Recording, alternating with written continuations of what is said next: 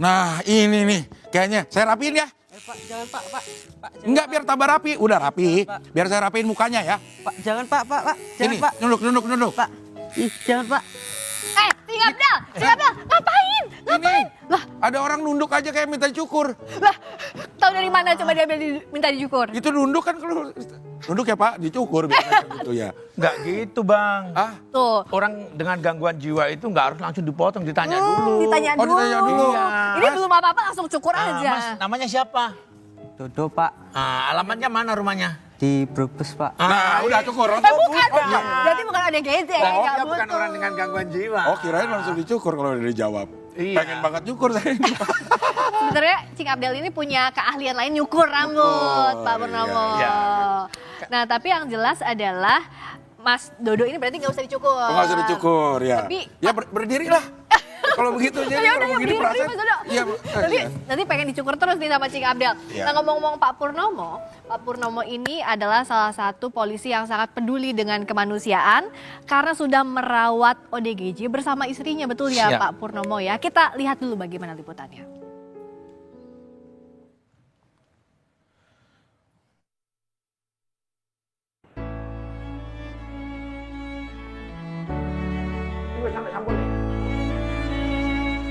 Banyak rumah sakit jiwa yang memberikan obat banyak, namun kebanyakan mereka ini sangat butuh kasih sayang, butuh disentuh hatinya.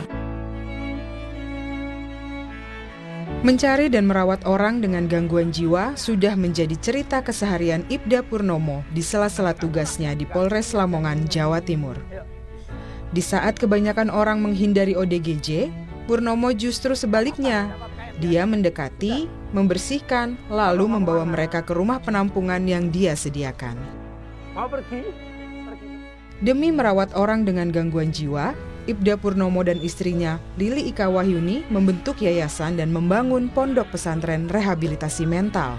Saat ini pasien yang kami rawat hampir 250 pasien, laki-laki dan perempuan. Namun untuk pasien yang sudah berhasil kami rawat sehat, yang berhasil kami rawat pulang, ketemu dengan keluarganya, mulai dari awal kami melakukan kegiatan sosial ini, hampir kurang lebih ribuan, Mbak. Pondok pesantren Yayasan Berkas Sinar Abadi bukan hanya menyediakan tempat tinggal dan makan, namun juga menyediakan obat-obatan. Para penghuni pesantren juga melakukan kegiatan bersama-sama untuk memupuk rasa saling percaya dan tanggung jawab. Kegiatan keagamaan juga diutamakan. Ibda Purnomo menyebut merawat orang dengan gangguan jiwa memberinya kebahagiaan. Kayaknya nggak ada dukanya, semuanya suka. Dukanya cuma di saat kami dengar mereka sakit, kami berusaha mencari keluarganya, meskipun kami tahu keluarganya ada, namun keluarganya enggan datang, enggan membesuk, enggan datang untuk melihat keluarganya meskipun kondisinya sakit. Di saat mereka meninggal dunia, kami belum sempat tahu namanya, kami belum tahu alamatnya di mana, sehingga di saat pemakaman, kami ganti namanya. Purnomo mulai merawat ODGJ sekitar 8 tahun silam, ketika hatinya tersentuh iba melihat ODGJ yang terlantar. Purnomo pun seterusnya rutin membawa ODGJ yang terlantar ke rumahnya, hingga menimbulkan perselisihan dengan keluarganya. Kelahi, setiap hari kelahi. Berangkat, naik sepeda, pakai seragam rapi, pulang-pulang bawa orang dengan gangguan jiwa yang notabene lusuh, bau gitu. Bapak enak aja taruh di rumah, kembali kerja, saya yang di rumah merawat, membersihkannya, memberi makan dengan teriak-teriak, dengan buang air besar sembarangan. Setiap hari kelahi dengan masalah yang sama. Kapolres Lamongan Bobi Condro Putro mengapresiasi kegiatan Purnomo. Dia berharap kegiatan Purnomo bisa dirasakan positif oleh masyarakat. Pak Purnomo ini sebagai istilahnya role model lah bagi rekan-rekan yang lain, kita meneladani karena kami yakin di luar mungkin masih ada warga masyarakat Kabupaten Lamongan yang tidak atau kurang puas dengan kinerja kami, setidaknya dengan aksi sosial yang dilakukan Ibda Purnomo ini bisa merubah respon negatif masyarakat ini menjadi positif terhadap kinerja Polres Lamongan. Keluarga dari pasien di Pondok Rehabilitasi Mental bersyukur atas perawatan yang disediakan oleh yayasan. Perawatannya itu alhamdulillah juga bagus ya. Pernah sepupu saya itu sakit dan kami karena jauh ya dari Klaten menuju Lamongan itu juga lumayan jauh. Alhamdulillah di sini tuh memang bertanggung jawab. Ada yang mengantarkan ke rumah sakit, ada yang menunggu, sampai hasil labnya itu juga dikirimkan ke keluarga. Tak semua orang mampu dan bisa merawat pasien ODGJ. Kebaikan dan kesabaran Ibda Purnomo patut menjadi contoh inspirasi keikhlasan untuk membantu sesama manusia. Tim Liputan, Kompas TV. Dan sudah bersama kami Ibda Purnomo dan Ibu Lili Ika Wahyuni. Selamat malam. Malam. Bapak Ibu. Luar biasa tadi ya Cing, kita lihat videonya Pak Pur 7 tahun ya kurang lebih. Sudah peduli ODGJ, merawat, bahkan kenapa sih, apa yang menggerakkan? Untuk yang menggerakkan kami pertama kebetulan aja sih Mbak. Jadi pada saat kami berangkat dinas, Allah kasih kesempatan kami menemukan orang dengan gangguan jiwa, kondisi tanpa busana, perempuan yang pertama. Nah, jadi mungkin sudah terlalu lama di jalanan sehingga baju sama hitam banget. Dibawa ya. Ya akhirnya saya lepas ini, saya pakai baju kaos dalam ini. Saya lepas, saya kasih bajunya ke mbaknya biar nggak telanjang, mohon maaf. Akhirnya kami antar pulang. Istri kaget, loh kok pulang-pulang bawa perempuan. Nah itu terjadi perselisihan langsung. Iya, perang dunia. Perang dunia. Sampai sekarang ya Bu ya? Enggak. Oh udah enggak. Sampai sekarang. Panjang lumayan 7 tahun. Iya. Akhirnya saya tinggal dinas. Di tengah jalan kami ketemu lagi laki-laki kondisi berdarah karena dipukul warga, dianggap meresahkan. Karena memang jaraknya agak jauh, saya telepon anak saya, kemudian diantar baju, kemudian saya bawa pulang. Akhirnya keterusan, Mbak. Kenapa kok keterusan? Pada saat itu kami hanya memiliki media sosial Facebook pada saat itu. Ya. Jadi hanya dalam hitungan hari mesti ketemu keluarganya. Jadi ketagihan akhirnya kita. Orang dengan gangguan jiwa itu kan enggak pernah mandi, hidup di jalan, lusuh. Kalau kita sudah mandikan kan sudah bersih ya, muka, rambut sudah kita rapikan. Itu kalau kita sudah post di medsos itu kan akhirnya keluarga tahu yang hilang bertahun-tahun. Akhirnya kan ada yang mengakui, oh iya itu keluarga saya, oh iya itu tetangga saya, oh iya itu saudara saya. Kalau dengan lusuh kan mereka tidak bisa mengenali. Akhirnya dengan ketemu keluarganya, akhirnya itu ada kebanggaan sendirilah. Kebahagiaan juga sendiri ya Bu ya? Iya, yang 30 tahun nggak hilang gitu, terus akhirnya ada sampai 30 tahun nggak ketemu? Iya. Oh, itu kalau Bang, itu kalau keluarganya memang mengakui. Namun ada memang keluarga yang sengaja nggak mengakui. Iya. Ya, jadi ada di tempat kami seorang bapak yang memiliki 5 anak, semuanya pegawai negeri. Tidak ada yang mengakui. Kemarin tahu bahwa dia anaknya pegawai negeri itu kalau nggak ada yang mengakui gitu. Ya, jadi mohon izin Bang kami sampaikan bahwasannya di tempat kami ada yang sengaja dititipkan. Oh. Sampai saat ini kami merawat kurang lebih hampir 307 pasien yang belum ketemu keluarganya dan insya Allah kami akan rawat sampai seumur hidup. Per hari ini ada 98 orang. 98 orang itu sampai sekarang tidak sampai ada sekarang tidak diketahui keluarganya siapa. Oke, dan itu Pak Pur menganggap ya sudah tanggung jawab yayasan saja dirawat. Ya, akan kami rawat seumur hidup.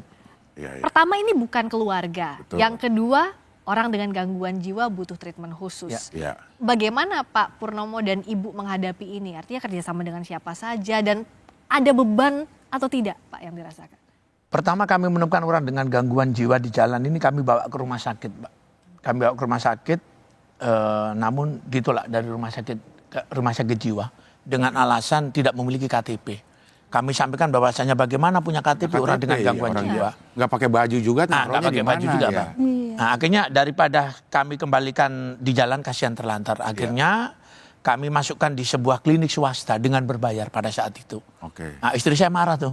Sempat kami tembus 45 juta Per bulannya setiap untuk bulan. membayari ke Setiap bulan yayasan untuk itu, membayar menitipkan orang dengan gangguan pasien jiwa itu. Berapa orang itu satu? Itu satu orang? Enggak, jadi satu orangnya itu 3 juta. Oke. Jadi itu lama Bang. Jadi akhirnya kami sepakat bahwasannya siapapun orang yang kami rawat maksimal hanya 3 bulan aja. Berganti Bang. Oke. Jadi istri marah, Mas uang segitu banyak mending dipakai bedak saya bilang. Istri saya. Ya. Iya. Akhirnya lambat laun Allah ketemukan kita dengan dokter, dengan perawat sehingga sekarang kita memiliki sebuah yayasan sendiri Bang.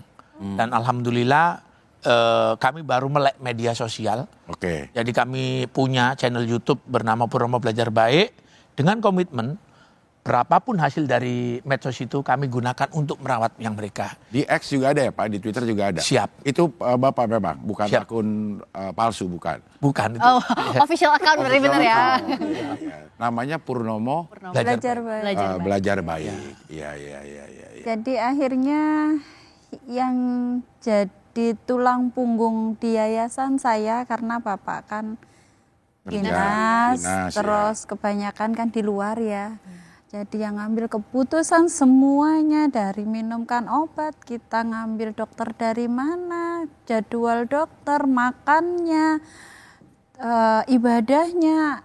Akhirnya saya yang kelola semuanya. Bagaimana pasien itu dalam 24 jam ada kegiatan yang positif. Iya. Gitu. Karena ini kan tanggung jawab kehidupan orang, Iya. bukan cuma satu orang, tadi 307 orang bahkan sekarang ya. Ini keluarga ada yang protes atau tidak Ibu Bapak misalnya kayak kok ada beban tambahan tanda kutip begitu, ada yang protes atau tidak atau sudah bisa menerima? Awalnya sih pasti awalnya pasti protes awalnya. Jadi saya sama istri memang namun alhamdulillah Allah kasih cukup. Pada saat kita itu utang masih banyak, kita utang banyak. Namun alhamdulillah setiap kami menolong orang dengan gangguan jiwa yakinlah bahwasanya mereka membawa rezeki masing-masing. Ya. Mereka membawa rezeki masing-masing. Jadi saat ini kami menggandeng dokter spesialis jiwa dari rumah sakit paling besar lah Bapak di kota kami untuk per 2 minggu visit ke yayasan.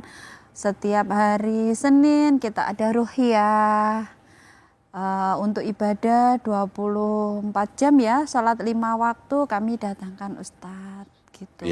Jadi kami tata ibadahnya, kami tanamkan bahwa yang sakit itu karena Allah ya, sembuh ya karena Allah, sudah enggak usah kecil hati. Saya selalu tanamkan seperti itu pada mereka dan alhamdulillah mereka nurut semuanya.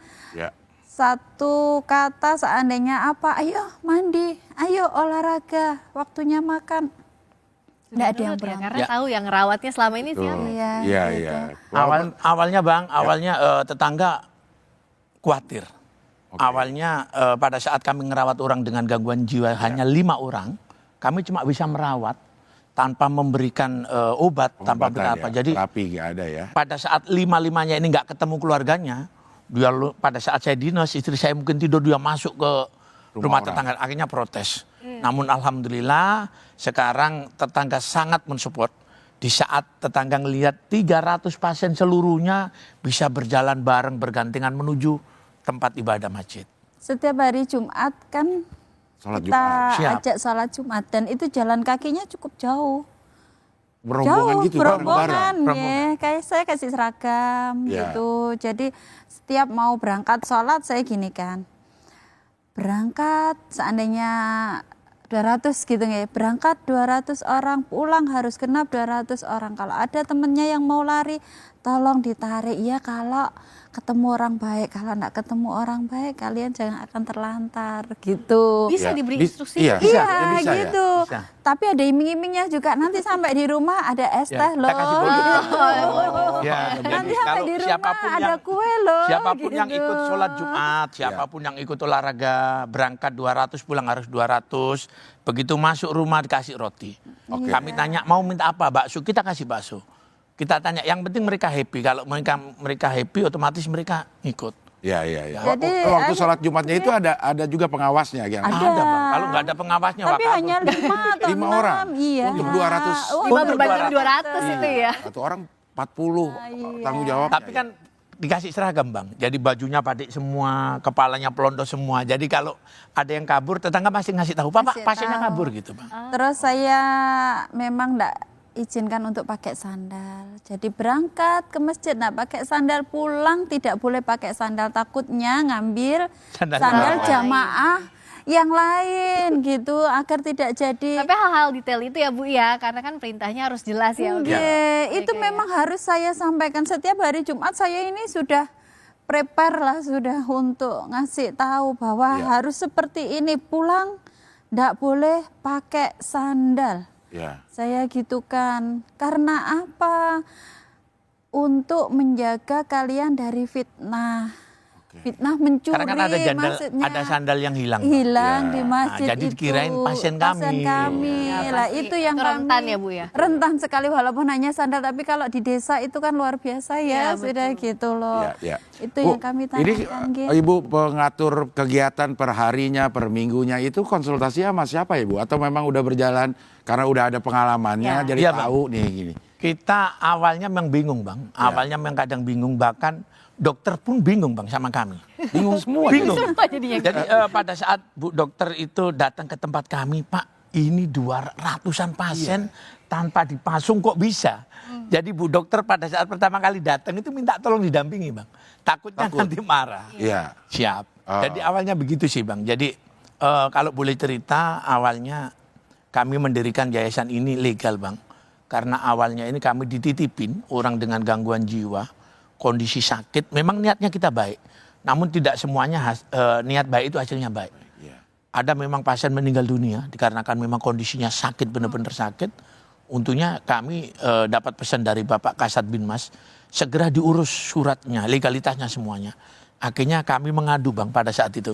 Kami mengadu Bapak Kapolres, kami juga mengadu ke Bapak Bupati. Jadi polisi mengadu ke polisi. Iya Bang, karena kan biar izinnya dipermudah Bang. Betul, ya. Jadi kami sampaikan ke Pak Kapolres sama Pak Bupati pada saat itu, mohon izin Komandan, mohon izin Bapak Bupati, kami ini merawat orang dengan gangguan jiwa, Yang khususnya rentan dengan- warga Lamongan ini kami gratiskan Bang. Khusus warga Lamongan kami gratiskan meskipun tidak selamanya, mungkin 3 bulan. 3 bulan. Takutnya nanti kalau ada apa-apa bagaimana Pak? Akhirnya besoknya dinas kesehatan datang, dinas sosial datang, dan alhamdulillah kami sekarang sudah legal. Dan kami sekarang sudah jadi percontohan. Ada adik mahasiswa, mungkin dari kedokteran, keperawatan, bahkan terakhir kemarin dari mahasiswa psikologi datang belajar ke kami. Karena di kami Bantu juga di sana. Siap. ya. ya, karena di kami tidak ada pemasungan. Oke. Di tempat kami dari mulai jam 3 pagi kita sudah bangunkan untuk sholat lail nggih. Habis itu sholat subuh, habis itu tadarusan, lanjut olahraga di luar dari pondok, habis itu mandi, sholat duha, makan, minum obat, baru mereka bisa istirahat. Jadi kami tata sedemikian rupa sehingga mereka tidak ada waktu untuk melamun, tidak menuruti bisikan-bisikan. Kan orang dengan gangguan jiwa itu kan hormon yang ada di kepala yang mempengaruhi pikiran, perilaku, dan perasaan itu sudah terganggu. Jadi kadang ada bisikan itu bunuh diri, bunuh diri, bunuh diri. Itu yang jangan sampai ya, jangan ya. sampai. Makanya saya mengisi kegiatan-kegiatan yang positif itu. Pak Purnomo kan pernah bilang bahwa ODGJ itu bukan butuh obat, tapi butuhnya perhatian, Iya. kasih sayang. Tapi kan Pak Purnomo juga harus Punya dinas. tugas, iya. Ibu juga harus mengurus keluarga. Nah, membagi waktunya gimana antara Bapak, Ibu? Tapi Bapak harus bersyukur sih punya Ibu yang luar biasa mengurus yayasan sampai sekarang. Dan Ibu harus bersabar punya. Pasangan yang bersyukur dan bersabar ini. Bersyukur dan bersabar ya. Kalau saya kan, saya pulang pasti bawa orang dengan gangguan jiwa. Saya. Terus saya tinggal dinas, istri saya di rumah. Sempat masih awal-awal, masih 5 itu istri saya sampai mengancam ke saya. Saya ada laporan Pak, ada orang dengan gangguan jiwa jatuh dari jembatan, perempuan pada saat itu. Saya ditelepon teman, saya bilang oke saya berangkat nih. Saya bilang pokoknya kalau sampean berangkat Mas, enggak usah tidur sama saya. Saya kunci, jadi saya diamkan dulu. Begitu istri saya tidur, saya tinggal. Pulang-pulang saya udah bawa pasien ODGJ itu perempuan. Masya Allah. Ya. Dan Ibu karena Bapak sudah biasa begitu ya sudah akhirnya menerima aja ya Iya. Bu ya. Saya Ya, nah, Di titik mana gitu Bu air ya? Ya, di titik balik mana Ibu? Butuh apa nggih? Waktu. Menaikkan dan menurunkan pikiran ini. Saya cuma gini aja ngeluhnya sama Allah. Ya Allah, kenapa aku dikasih cobaan yang sama dan yang sama? Sebenarnya saya ini mau diarahkan kemana? Saya gitu itu. Ternyata Allah itu ya mungkin memberikan luluh lah di hati saya ngelihat mereka. Saya cuci piring terus dibantuin gitu. Nyapu, saya dibantuin. Oh, alah. Ternyata yo kasihan juga gitu. Pada titik balik seperti itulah saya lulu. Akhirnya kalau toh saya ngidangkan makanan, mereka yang duluan dulu di meja makan, ya sudahlah mau diapa gitu. Kadang anak saya teriak-teriak, "Mama, lihatin Ma, ini ada yang masuk di kamarku," gitu. Sudah tidur di dalam Awalnya kamarnya Bang itu, anak. awalnya pada saat kami nggak kan punya tempat. Nggak punya tempat. Terus akhirnya semuanya sudah menerima. Oh, ternyata Allah itu mau membimbing, mengarahkan saya untuk merawat seperti ini dan memang harus lebih sabar. Dan alhamdulillah barokahnya luar biasa, luar biasa. Yang tidak bisa dinilai dengan apapun itu ketika ada keluarga yang besuk, anaknya sehat. Bisa diajak komunikasi yang sebelumnya itu marah-marah, teriak-teriak, namanya saja tidak tahu.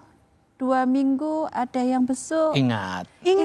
Terus berpelukan, terus minta maaf Bu, minta maaf Pak, minta maaf gitu. Itu yang bikin kami itulah yang tidak bisa dinilai dengan. Yang lebih susahnya gini Bang, kita kan ada konten Bang. Jadi terkadang warga masyarakat menyampaikan ke Pak ini nanti konten aja. Saya bilang bukan. Kami datang bukan hanya sekedar konten, kami datang saya bawa. Saat lagi viral misalnya begitu ya? Iya Bang, jadi kalau jemput. Siap. Oke. Jadi kan kami dapat kabar nih Bang, kadang orang dengan gangguan jiwa ini keluarganya malu Bang. Malu karena dianggap aib. Yang kedua kita tidak bisa menyalahkan keluarga itu Bang. Karena kenapa orang dengan gangguan jiwa ini harus dipasung? Karena keluarganya pun lebih menyelamatkan dirinya. Nanti kalau ada apa-apa Bang. Jadi pada saat kami datang ada laporan, Pak di sana ada yang dipasung puluhan tahun. Kami datang ke sana karena sekarang sudah melek media Bang. Jadi Pak jangan di konten Pak anak saya. Saya bilang kami datang bukan hanya sekedar konten Bu. Kami rawat, kami jemput. Saya pastikan kami rawat gratis sampai anak ibu sehat. Ada beberapa keluarga yang menolak. Kalau memang ini diambil Pak Purnomo, kalau memang ini dilepas Pak Purnomo, tanggung jawabnya Pak Purnomo. Saya bilang oke, saya tanggung jawab. Yang penting ada hitam di atas putih. Kalau nanti terjadi apa-apa ibu nggak nuntut. Kami rawat Bang hampir setahun, 1,5 tahun. Ibunya kami kabari sehat anaknya tetap nggak mau jemput. Begitu kami kirimkan video melalui teman saya polisi. Kan polisi ada di Indonesia nih Bang. Tolong dikirimkan keluarganya datang Bang. Begitu keluarganya datang yang awalnya sampai ini aja lubang Bang. Puluhan tahun. Karena luka puluhan tahun. Begitu ibunya datang dipeluk, ibu aku sehat, aku minta pulang. Mau enggak mau ibunya menerima Bang. Kalau sudah kayak begitu, langitnya sudah kasih kita berkah barokah. Itu tapi kan proses menuju itu kesabaran menuju itunya itu lama sekali. Makanya kan Pak Purnomo udah 7 tahun nih. Sekarang apakah melihat ODGJ itu excitednya masih sama seperti di awal atau karena udah sudah biasa ngelihat ini atau tetap ada percikan-percikan yang merasa harus diambil gitu. Saya terakhir kemarin Bang yang sampai robek ini 4. Sampai robek 4 Bang, saya jadi kita kan niatnya ini menyelamatkan Bang. Bukan untuk melukai, bukan. Jadi kalau saya ngelihat ada orang dengan gangguan jiwa di jalan, bukan kami kejar Bang, bukan. Bukan kami jeglang, bukan. Gimana caranya kami deket biar mereka bagus. Kalau memang kami sakitin buat apa kami datang. Begitu kami ambil Bang, kami dihantem, jadi robek, ya kami ketawa aja karena memang ini resikonya. Anak saya dilempar batu, istri saya kadang dipukul, Bang.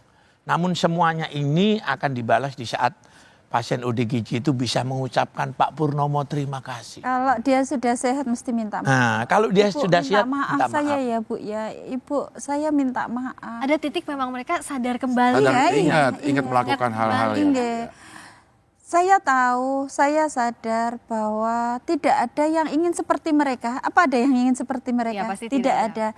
Tidak ada juga keluarga yang ingin diberikan cobaan. Keluarga memiliki keluarga yang seperti itu. Jadi kalau kita pun bisa merawat itu bagi saya Ya Allah. Itu anugerah luar biasa ya Bu ya, Iya. berkah. Terakhir, apa yang saat ini ada di pikiran Pak Purnomo dan Ibu ke depannya? Yayasan ini akankah terus membantu apa yang ingin dikembangkan, apa yang masih dibutuhkan kalau dari Pak Purnomo? Alhamdulillah hari ini, malam hari ini yayasan kami sudah memiliki tempat yang lebih besar. Insya Allah lebih, mungkin kalau untuk Lebih menampung orang nyaman. lebih 1.000. 1.000 orang. Sudah 1.000, bisa? karena ini besar, tempatnya udah besar. Berarti Dan kapasitasnya akan bertambah dong. kapasitasnya bertambah, nanti kami akan juga siapkan masjid. Dan kami sampaikan bahwasannya siapapun yang memiliki keluarga orang dengan gangguan jiwa, segera komunikasi dengan Puskesmas. Dan kami juga sampaikan bahwasannya tenaga medis ini lebih mengutamakan keselamatan Bang. Karena orang dengan gangguan jiwa membahayakan. Ya. Jadi lebih perlunya edukasi kepada keluarga-keluarga yang memiliki orang dengan gangguan jiwa. Karena ada obatnya. Jadi kenapa tidak diperjuangkan untuk kesembuhannya? Jadi jangan dipasung. Mereka pun juga tidak ingin seperti itu. Anak-anak yang sudah sehat saya tanya, kayak apa rasanya dipasung? Kayak nyopir bis Bu, bilangnya kaki di depan, habis itu cuma bisa gini. Jadi mereka juga ingat saat Iya, dipasungnya. iya. Ingat, Di saat gitu. dilepas mereka seneng. Kita tanya gimana? Makanya Kemarin itu dipasung gimana? bagus nggak? Yo nggak enak, Saya Pak, enak lebih begini. nyaman ikut ibu gitu. Makanya Kan mereka saya itu merasakan ya, Iya, iya. pasung seperti apa. bisa merasakan. Semoga ini bisa jadi selain inspirasi, tapi semakin banyak jalan juga untuk Bapak dan Ibu Iya. merawat ODGJ. Karena kalau secara pahala kita semua yakin lah Ibu Bapak mendapatkan berkah yang luar biasa. Tapi semoga semakin banyak pihak yang terbantu juga, semakin banyak juga yang bisa sembuh. Karena itu yang diharapkan juga oleh Bapak dan Ibu ya. Sekali Terima lagi. kasih. Terima kasih Pak banyak. Purnomo, Bu Lili, berkah terus. Amin ya Semangat Allah. terus, mudah-mudahan makin banyak manfaatnya, makin banyak orang yang peduli juga. Betul. Amin, amin. Terima kasih sekali lagi. Selamat malam Pak Purnomo juga.